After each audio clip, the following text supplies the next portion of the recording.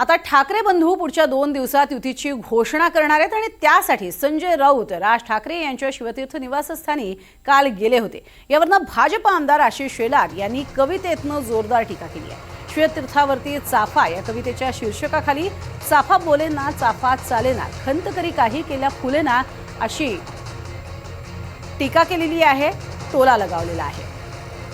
काय नेमकं त्यांनी एक्सपोज मधनं म्हटलेलं आहे पाहूयात।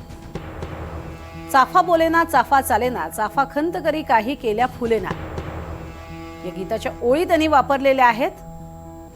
गेले संजय राऊत घरी म्हटली मैत्रीची गाणी, आम्ही गळ्यात गळे मिळवून रे गेले अनिल परब सोबती, गंध दरवळला शिवतीर्थावरी जुने मतभेद विसरले रे, चलिये रे येरे गड्या नाचू उडू घालू फुगड्या,